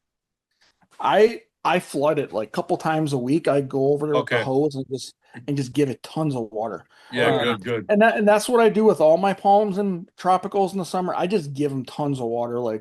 And I've already fertilized this twice in the ground. I fertilized it when I planted it, and I fertilized it around July 4th, and I'll probably hit it again mid-August. That's what I do, and I give things a lot of fertilizer in the summer and try to push as much growth as I can with what I have to work with. I'm very I think interested you'll in this have good one. luck with that one. I'm interested in this one. I'm vested. Yeah, I am. And would you guys like? I've never had a trunking Sabal. Would you say this is close to start putting out trunk, or we got a couple years ago yet? You got, I would say you probably have another 2 years to get something like substantive, Okay. but it's beginning to get there though. Next Yeah, two because years will be important. I noticed the growth point has drifted on it. Like the initial growth point, you can kind of see the old um Oh, the um heel. yeah, yeah, it's kind of like it pushed over like 6 inches in the pot. Hmm. I mean, I don't know if we can see that. You can kind of see them back here. That's where it was growing, and it kind of pushed one direction as it's growing the newer ones. Yeah, I've It's a had that stack happen with book. sables before. Yeah, so it was like maybe not 6 inches, but it was like 4 inches further the other way where it was growing when I first got it. Yeah, this will be Yeah, an you can see interesting it. one. You can see it here. You can see all the old fronds back here because it was centered in this pot, and then suddenly it drifted over to one direction, which is kind of interesting. And these older fronds kind of got shoved down. I mean, that's the ones I clipped off when I potted it because they were like literally riding the ground. Yeah, that's what my Urasana looks like, the huge one in front. That's gonna go to the ranch. Yeah, you aren't too far off. It's a good sized So palmetto, man. I like it. yeah, it looks good there. Like I like it on that corner of the house, and we'll see if I can. My goal right now is to get it through the winter and hopefully see some trunk on it the next couple years. I'm very Because I'm very interested to see how this does in the winter. I really am. and Hey I Teddy, think that who do you know that boxes up palmettos? Anybody? I there's a mean, guy on Alan? there's a guy on Long Island I see posting on Zone Pushers that does it. He lost one this past winter. hmm, I don't know if I saw that. Well, you know who there is. I just saw that update. Yeah, so Alan will like cover his for a little bit, Tennessee Tropics, and then I'll cover mine here so that I keep the leaves green. But I had to cover them for 10 days total last winter. Yeah. Um, but there's the Sable Palmetto in Connecticut that's Hmm. been there for a bunch of years, and it's got like 6 feet of clear trunk, and I think they mummy wrap it every year and put lights on it, if I'm not Hmm. mistaken. But it didn't look that good this year, that's for sure. I don't know if anybody else really is boxing them, like the Long Island guy, like you said, maybe Tim, but I don't know. I'm not sure. I think his name is Lenny. I don't know if you guys seen him on the groups. I know the Hmm. name. He had two of them, and I think it's like he's had them for a couple years because he got them um hurricane cut and with like several feet of trunk. And my gut feeling is you can't do that up here. I don't think I could plant the hurricane cut palmetto and have it Mm-mm. make it through the winter. I Yeah, don't no I, way. I don't I don't think my summer would be long enough to get it established the first winter, and then I think when winter kicked in, it would crap out. I agree with that. So I think why people aren't doing them is they take a long time from seed to get to a decent sized plant. So Oh, we know. I was We know that looking all too well. when I wanted one of these, I wanted one that had size to it. And it took me a long time to even find something this big to buy online Yep. because they're not sold. That's a So true story. so Teddy what and I are very well aware of that. I don't know. I'd be tempted to buy something this size and plant it right away and see what happens. But I wanted to push it in summer and winter in the greenhouse so that I could hopefully get it where it needed to be faster. So moving on, uh, Tetrapanax steroidal giant. Have you guys got experience with these? Oh yeah, I got a huge bed full of it.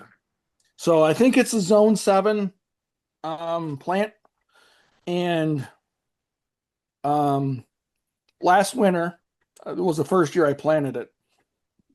Excuse me, and or last summer, and like I said, when winter hit, I didn't get this box around it until almost first week of December. Last week in November, we'd already seen temperatures down in the teens, and it was completely toast to the ground. So I threw a box on it, same thing, plastic insulation, and I just threw C9 lights down here on the bottom, and I forgot about it. I didn't have a temp sensor in here, nothing. Didn't have one available. I just threw the lights in there, plugged it in, and forgot about it till March. Looked at it, it started growing in the box. So all this growth was during the winter months. So something must have worked in here. This is my wife's favorite plant. It's kind of, um, and I like it too. I don't think it would survive up here with no protection. Maybe it would come back from the root. I don't know. I don't think it would. But this is it. Yeah, it's Couple a days. cool looking plant for sure. Yeah. So I put out another offshoot here, and I know Negative people say, 15? You had negative 15 this winter? yeah, yeah, God and help that's you. not as bad as it can get. In 2019, we had negative 25. I remember those days up in Illinois. I remember the days of like it's so cold that the inside of your house starts condensating because it's just so damn cold outside. I Yep. remember, Yeah, yeah. our windows and our door handles will get ice on the coldest days, like the Oh, exterior doors.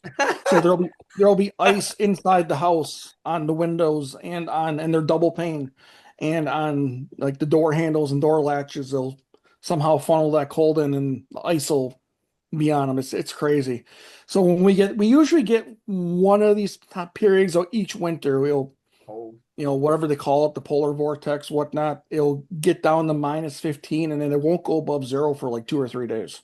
oh, Like it'll be like last winter, sucks. the low was minus 15 and at noon it was like minus 8. Oh, gosh. And it was sunny out. So Uh, it was not helping though. It was no, it's not gonna help. It's terrible. so yeah, it's Uh, it's crazy. And here's the tropical bed. So this was taken a couple days ago. Um, so most people they grow the musabazu, right? And they leave it yep. in the ground and they protect it. I don't think that works up here.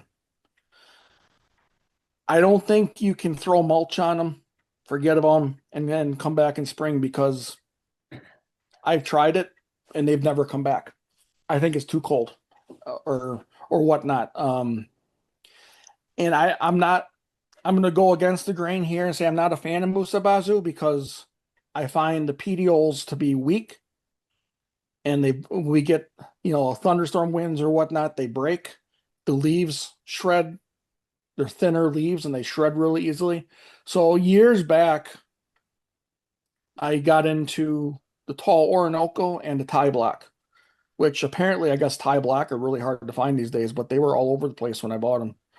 Um, and so I plant them in the spring and then I dig them up in the fall. And it seems like a lot of work, but I got consistency and I don't have to worry about is my patch going to come back. And bananas, these Yep. can take the abuse of that. And then Sure can. every year I separate all the offshoots in the fall, pot them up, put them in the greenhouse, and I usually sell those in the spring. Um, Whatever I don't need. So do you fully replant this bed every year? yep. Yeah, I don't know if we go back a couple slides. You can see this bed. This is November 2025. It's the same bed, completely taken down. Okay. It's right back here. And the angle of the picture is just off to the right here, facing it on this Gotcha. on this slide. So yeah, so it's almost the same angle. The Sylvester that I took the picture of is right behind, basically almost behind me to the left. So yeah, I take it all down. I cut all the leaves off, and the Orinoco's I just store in my basement. I stand them up in a dark corner and forget about them. And then the Thai black, I've tried that, but they rot to the ground. So the Thai black I'll pot up and put in my colder greenhouse where it'll stay semi-dormant till spring, but not totally dry. Hmm. So I do bananas, and I do a whole ton of cannas. Like I got Cleopatra, Thai Rainbow, and then around the other side I got Pretoria and Blueberry Sparkler. So they're just getting to the point now where they're going to be blooming in the next couple days. There's a flower stalk there. The ones over here started blooming. Um, and this is the bed where the whole heat cable thing came into light. Like when I would plant this bed in May, it would look pretty paltry until like July 4th. And I kept wondering why. I'm like, it's nice out. It should look good. And I theorized it's the soil temp, and this stuff just does not grow when the soil temp until the soil temperature gets up into the high 60s.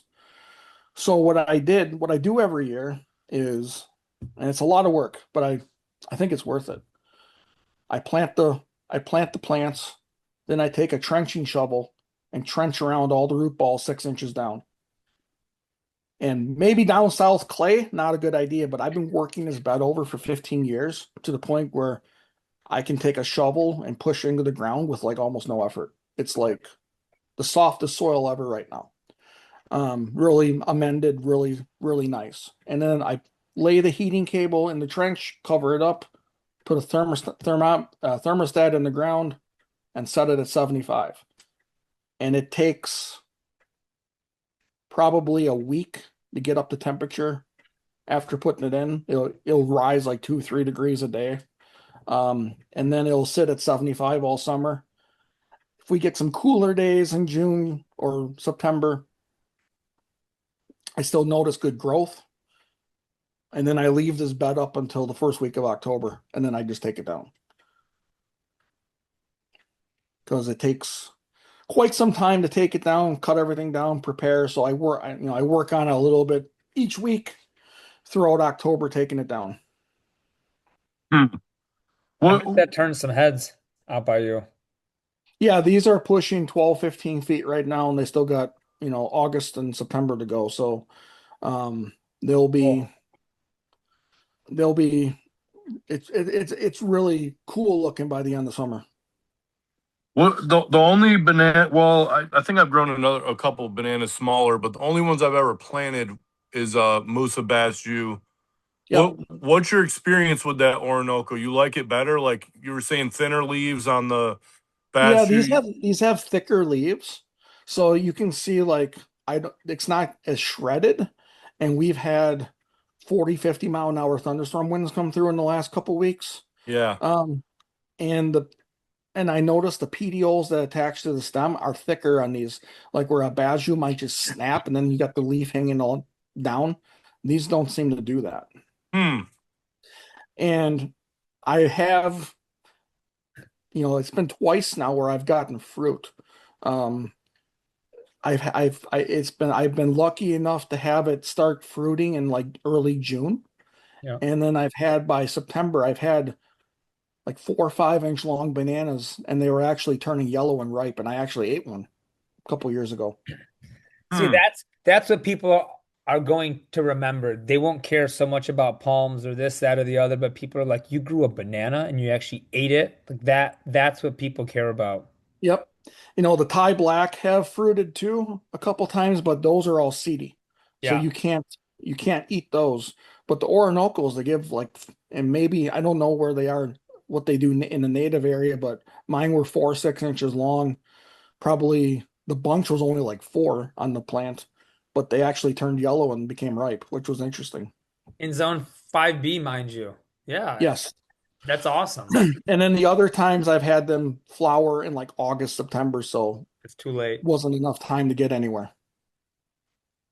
Because yeah, even though I cut these, every fall I cut these stems back right below the last leaf, so somehow they still eventually flower, even though I'm cutting them back every year.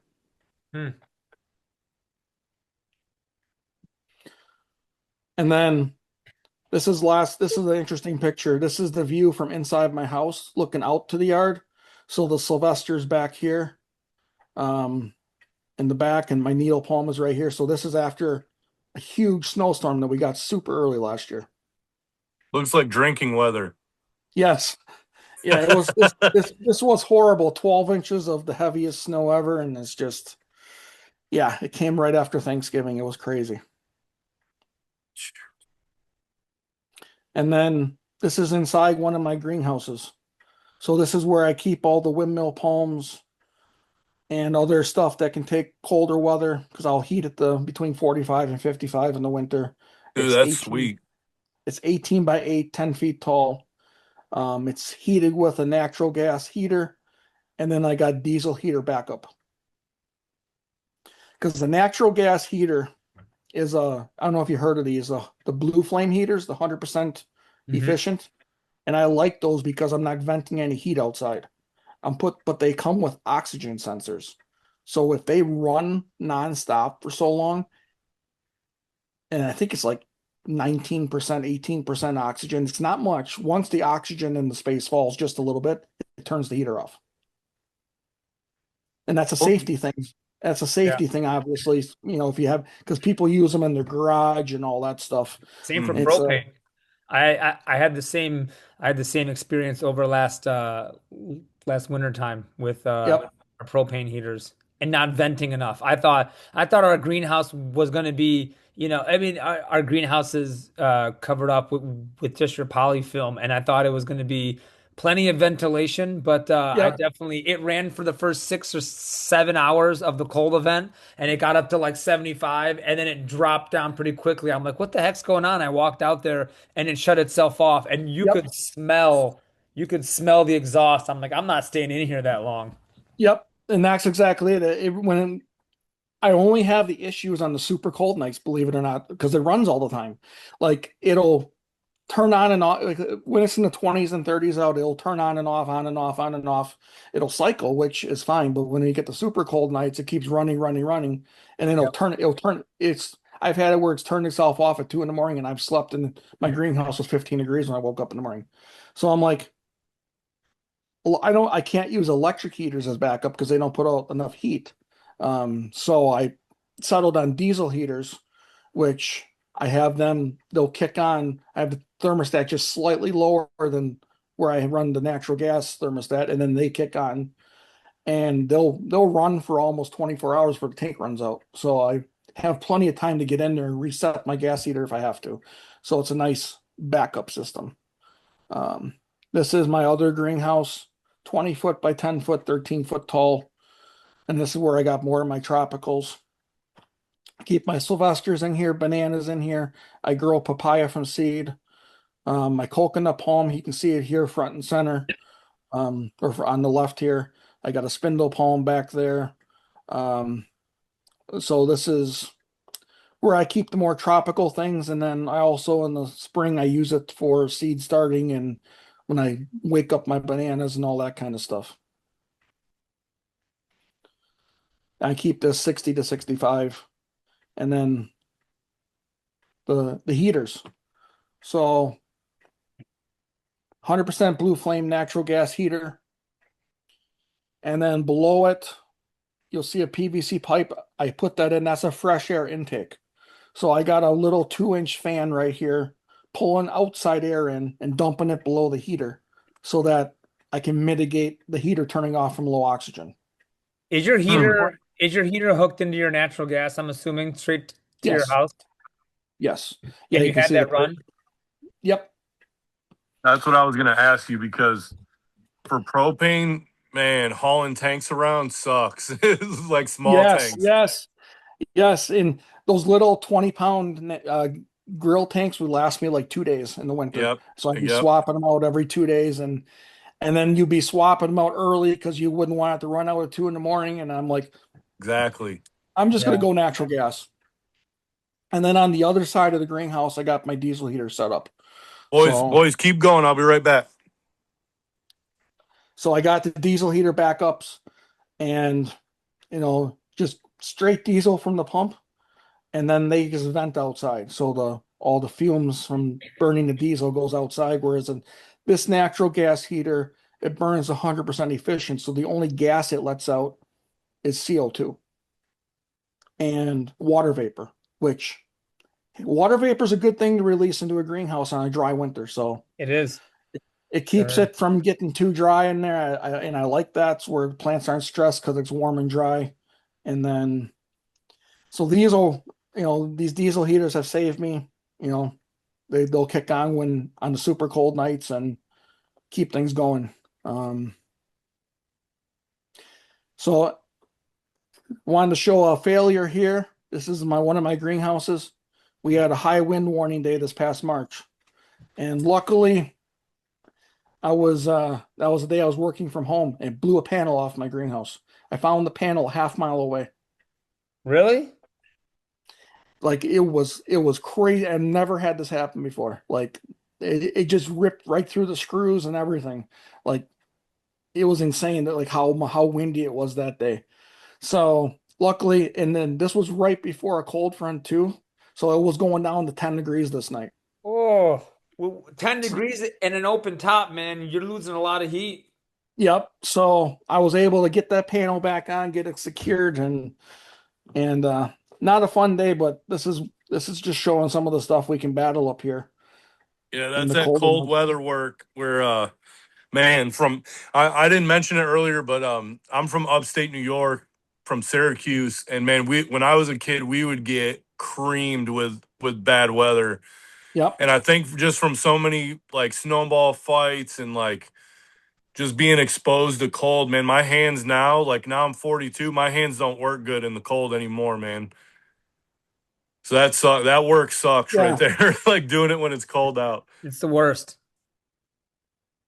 Well, Yeah, no.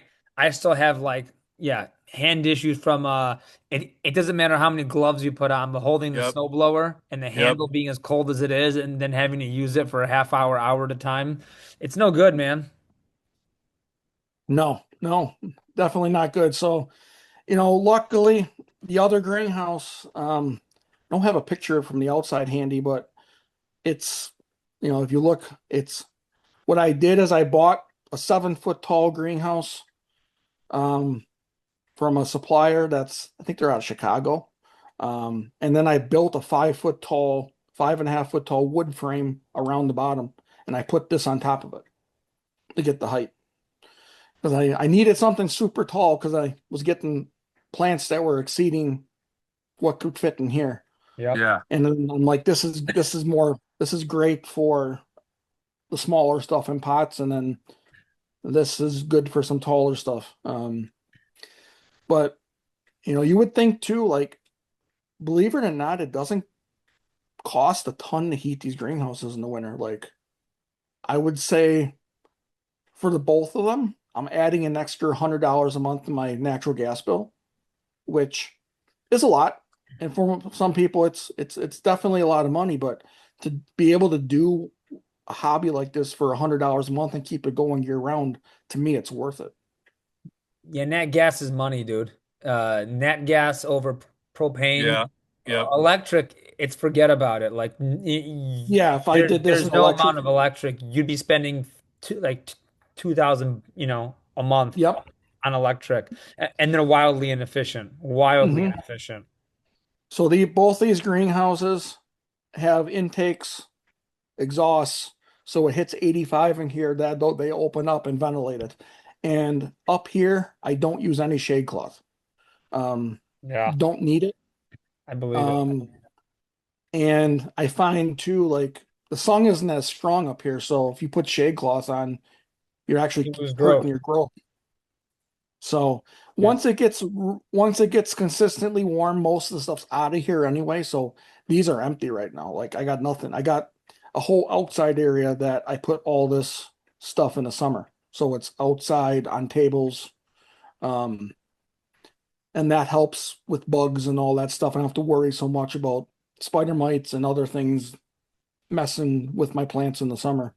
And then they get natural rain too, which is way better than hose water. Oh yeah. So So wait, we'll pause back on the other greenhouse really quick, Tim. Sorry. Everything in there is for sale pretty much, or what?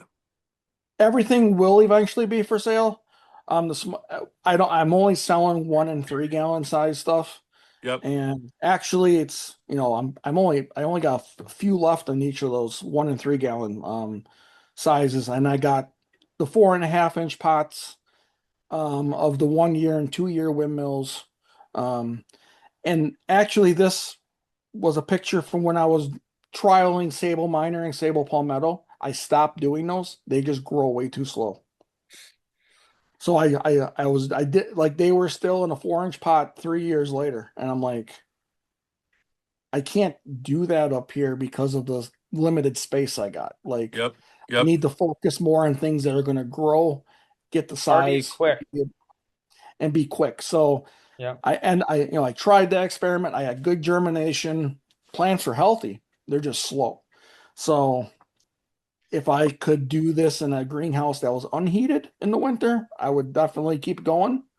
But to have like I consider these prime real estate in the winter, and I need to have the stuff in there that's, you know, I'm going to eventually be able to move pretty quick. Yep. I'm already been doing that. I've been clearing out some stuff that, because you know how it is. Like anybody listening to, and definitely the three of us, man. I don't know what it's like. Plants just come to me like, and of course I'm buying some too, but propagating stuff, growing crap from seed, and whatever. The greenhouse is just full. So I'm like, I'm looking at. I gotta get all these 3 gallons in the winter. I gotta start making room. So some stuff's got to go. Mhm. Prime real estate, like you said. Fire sale, Teddy. Yeah, It's blue light seriously. special. So I don't know. Have you guys ever heard of a hardy tapioca, a mani hot? Man, I've heard of it. I've never grown one. That's cool looking, man. Yeah. So I started June 2015, ordered it. That's it in the first picture. And every year I would dig it up, hurricane cut it back to the trunk, put it into a pot and put it in my greenhouse for the winter, and then plant it back out in the spring. Huh. And the picture on the right is when it was at its peak in August of 2024. So it would get 10 feet high or so, have a really nice umbrella-like canopy by the end of summer. And every year it would flower and seed. And these are the ones where the seeds will explode or pop and shoot everywhere. Huh. And I tried collecting them and growing them from seed. I could never get them to germinate. Ever. I put them in a communal pot, try watering it, keep it going for 6 months, nothing. I've nicked the seeds, sandpaper method, everything, could not get them to germinate. Hmm. But the funny thing is, the seeds, this is a zone 7, almost 8 plant, I believe. The seeds will sit in my beds over winter and they'll pop up the following year.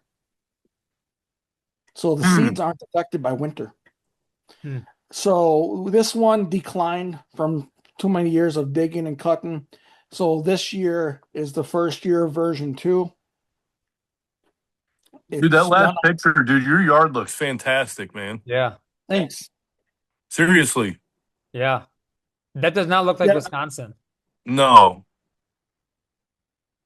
it's a lot of work, but I like, it's something if you like doing it, it's worth it. Like Yeah.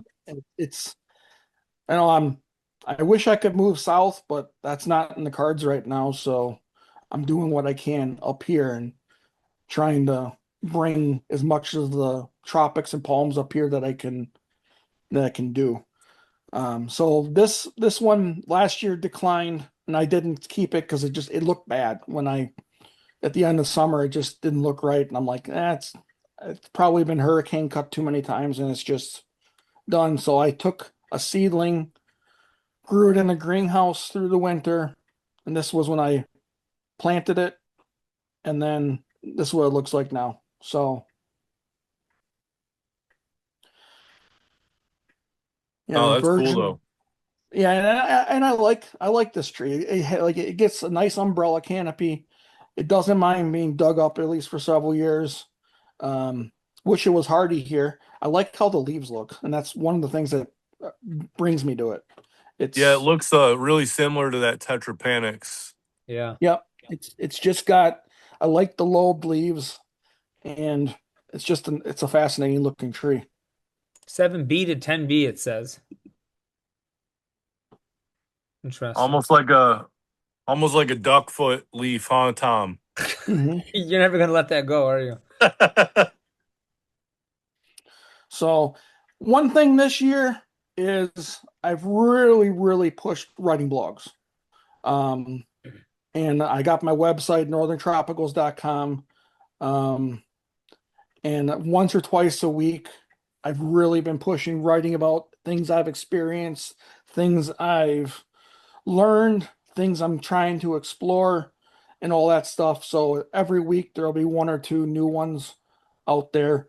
Like the one that's on this page is the ladder I didn't climb, and I talk about how I was gonna put a ladder on the roof in that 2017 picture, or when I boxed up that windmill palm. I was gonna get up there some way, somehow, and get that thing boxed, and my wife stopped me. She's like, "You are not putting a ladder on the roof and going up there." And she might have saved my life that day. I had it in my head that thing was getting boxed up. I had a hard time walking away, but ultimately I did. So, the blog kind of talks about that and goes on with, you know, that and other things of what I've experienced and what I've learned and all that kind of stuff. So I'm gonna keep publishing it, keep um, sharing my experiences and my stories, and people should feel free to go here, sign up, and you'll get an email once a week with that week's blog post in it. So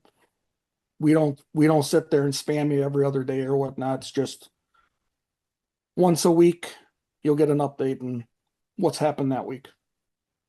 I And love I'm it, I'm man. glad you shared this. I didn't know you were Yeah. doing that. Yeah. And I'm makes me feel how inadequate I am for how much stuff I do. I've been wanting seriously, I've been wanting to write more and uh and get into that, and I just haven't done it yet, man. So that's awesome. I'm gonna This is subscribe. this is the year I committed to it, where I'm going to sit down a couple times a week and just write something. This year I've been committed more to my social media, making posts on that. Yep. You'll find me Northern Tropicals on Facebook, Northern Tropicals on Instagram, and I'm on X too, although that doesn't seem to get many views, but I try to post on those three. I'd like to get into YouTube and TikTok content, but I do work a full-time job on top of everything else, so Yep. eventually I run out of hours. Sympathize. Yeah, we sympathize. Trust me. It's hard to get everything done in Yep, in a day and still have a family too at the same time. yep. There's a lot to do. So yeah, totally get that. This is cool, man. I really enjoy this. I'm glad you do all this. I've learned a lot. You know, Teddy, as we did this episode, I thought about me in Texas, you in Tennessee. We have Jimmy in Ohio and Cincinnati. Now we have Tim up Yep. in Wisconsin. Who's our next guest? Like, who's the guy up in Ontario that has the 8,000 palms in his room? Oh my gosh, yeah. Who's going to be the next outdoor guy? Oh, he's in like Saskatchewan. That's where he Yeah, is. Yeah. it's like August and it's still like 18 degrees. It's insane. Oh, I know who you're talking about. Oh, I've talked to him before. Yeah, he's up and he's got all his palms in his room, Yep. under separate grow lights, and they're only out on the deck for like 2 months a year. Which that's which wild to me. which I honestly, if I lived up there, I don't know if I would do this. Like I Yep. think I mean, I give him much credit, and that is awesome. Because I would be having talks with myself like, is this worth it? If I'm like, Yeah. it's hard here, so I can only imagine when it's snowing and it's almost June up there. Crazy. Seriously, fantastic though. Yeah. I mentioned this before when we got started, and I feel it even more so now. I'm gonna restate it. You're seriously doing a service to everybody out there that's zone pushing. I really appreciate what you're doing.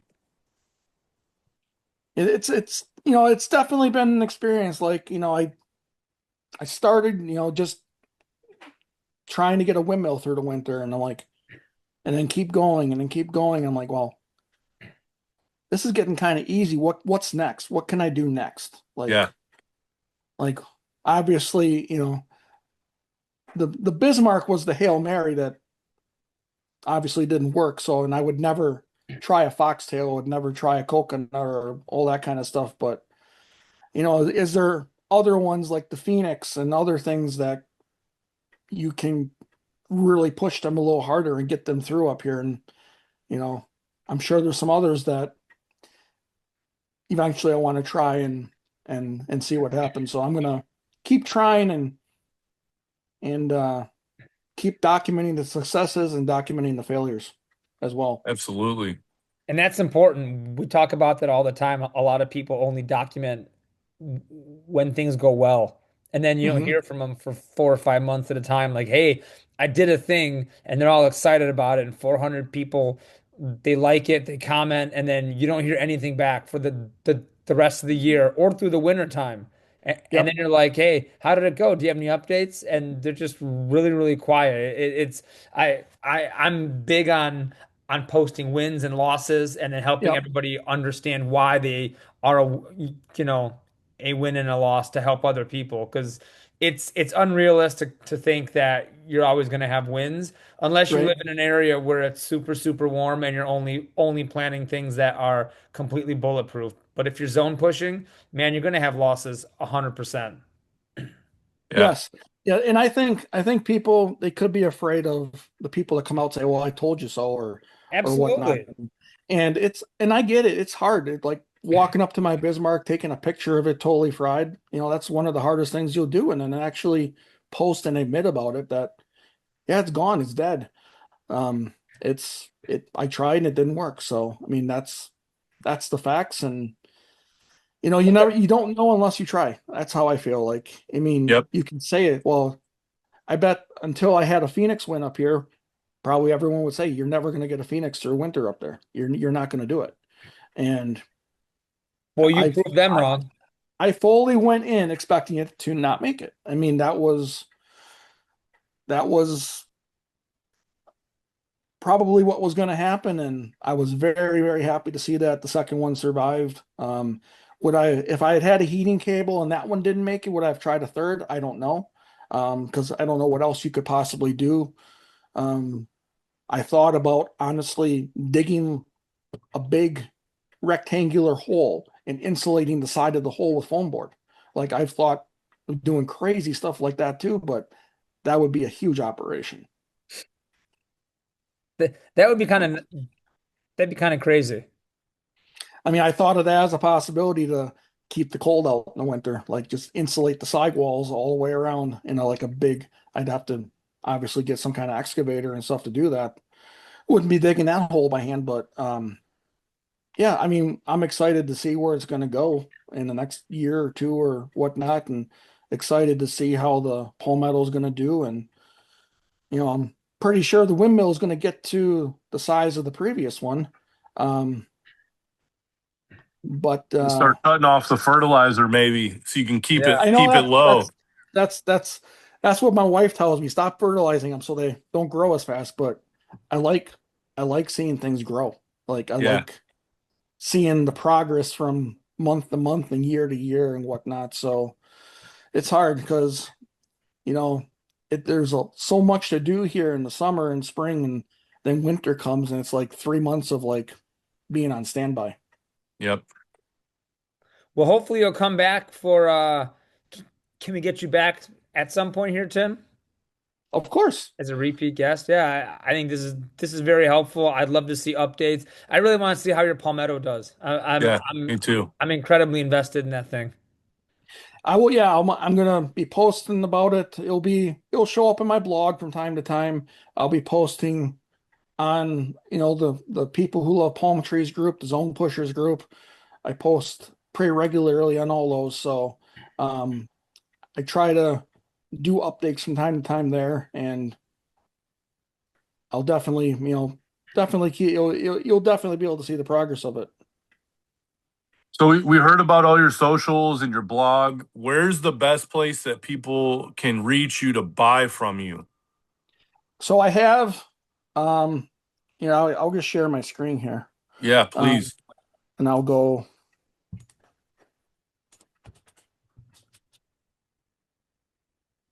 Yep, northerntropicals.com. We'll go, Perfect. yeah, go to northerntropicals.com. And the two biggest things you could do is scroll down, drop your email in the box here, click send it to me, and you'll get emailed a free guide. So I got a free, I think it's 13-page guide that will talk about all the poems I have in the ground, successes, how I do what I do. And you'll get that emailed to you right away. And then you'll automatically be subscribed to the blog, so you'll receive your weekly updates. And you can always go to my website here and click on it anytime. Just click on blog.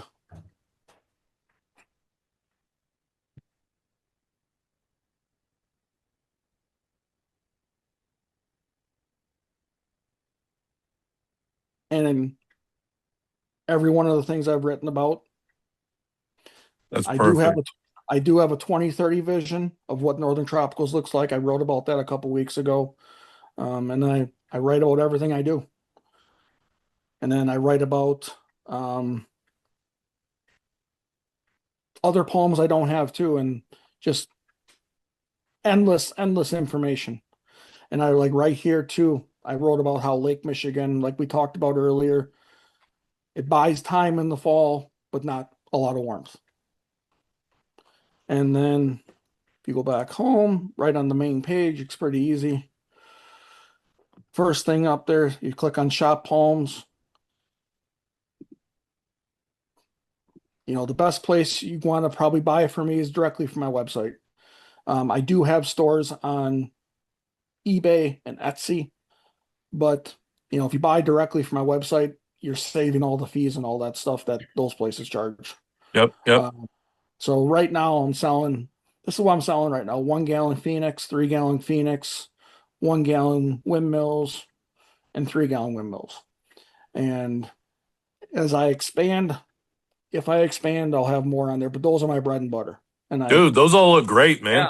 absolutely they do. so, I grow them from seed, and they're the fastest from seed. So, um, that's basically the quickest way to get them is right from my website, and I ship out within a couple days of the order. Oh, that's awesome. Yeah, it's So, fantastic. but I would say the most important thing is the blog. I mean, it's just, yeah, I'm gonna keep trying to put out there lots and lots of information and hopefully helpful things for people, especially new people that are getting into this and want to get their get their start with zone pushing and whatnot, and trying to grow palms, especially up here in more northern areas. Yeah, absolutely. You're a pioneer, my Everybody, friend. yeah.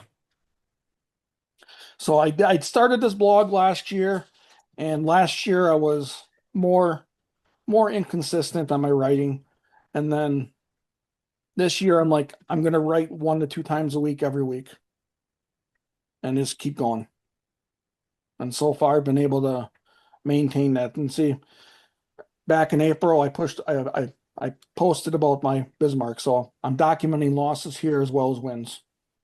I love it, man. Not Kudos not, to you not for doing afraid that. not afraid to say something that doesn't work, because that way I And can maybe hopefully save someone else doing the same thing. Absolutely. I'm gonna plant a seed for you here, Tim.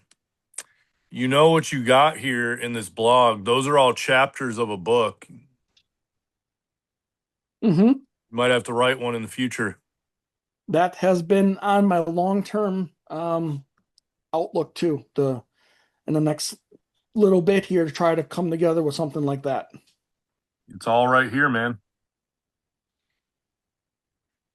I love it.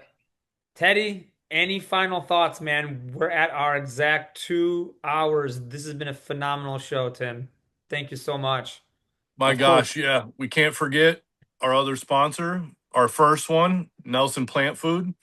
This episode of the Palmcast proudly sponsored by Nelson Plant Food. For over 30 years, Nelson has been providing high quality fertilizers, trusted by growers, landscapers, and gardeners alike. Whether you're planting palms, growing from seed, or maintaining established landscapes, Nelson Plant Food delivers the nutrients your plants need to thrive. Visit nelsonplantfood.com to learn more and support the company that supports the palm community. Love it. Thank you, Nelson, as always. Man, I'm gonna have questions, Tim, but I'll come back to you. I mean, I chat with you pretty regularly anyway, so it's been Hmm. great having you on, man. Thanks for spending 2 hours of your day with us. Thanks for putting all the work together in that deck, man. That was fantastic. It's a lot of good pictures, a lot of Mm-hmm. good stories, just your experiences up there.